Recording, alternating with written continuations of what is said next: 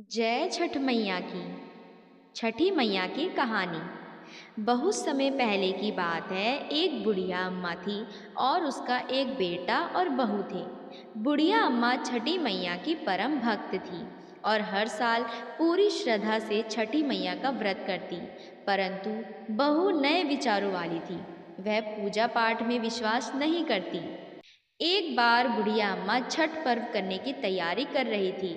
बुढ़िया अम्मा की बहू उन पर हंसने लगी और बोली, दुनिया कहाँ से कहाँ चली गई है और लोग आसमान को छू रहे हैं और आप आज भी अंधविश्वासी हो। बहू की बातों का बुढ़िया अम्मा पर कोई असर नहीं हुआ। वह तो बस अपनी तैयारियां कर रही थी। बहू फिर से बोली, अम्मा, यह सब बेकार की बातें हैं। इस उम्र में 3 दिन तक भूखी रहोगी तो खुद पर ही मुसीबत लाओगी। ना जाने क्यों भूखे प्यासे लोग खुद को सताते हैं। नई बहू की बातें सुनकर बुढ़िया अम्मा मुस्कुराई और बोली, बहू, शादी के बाद मेरी संतान नहीं थी। तब मैंने इन्हीं छठी मैया के व्रत को किया।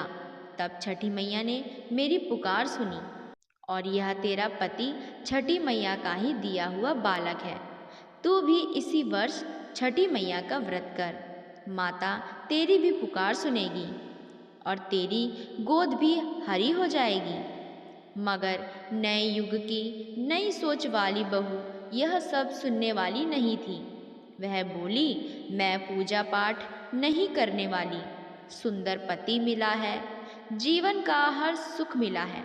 सासू माँ, इस दुनिया में कर्म प्रधान है। बुढ़िया अम्मा के लाख समझाने पर भी वह ना मानी।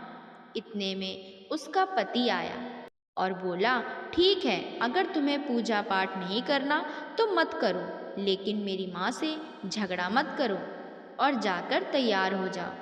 छठ मैया के घाट पर जाने का समय हो गया है। वह घाट पर साथ में जाती है, परंतु पूजा करने के बजाय वह मेला देखने के लिए चली जाती है। कुछ देर बाद उसका पति उसे वहां ना पाकर उसे ढूंढने लगता है।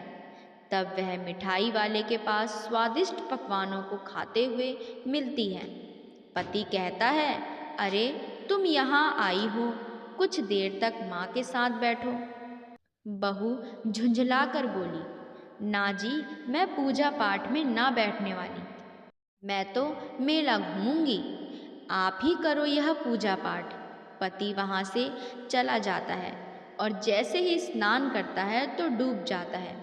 यह बात उसकी माँ को पता चलता है तो वह रोने लगती है।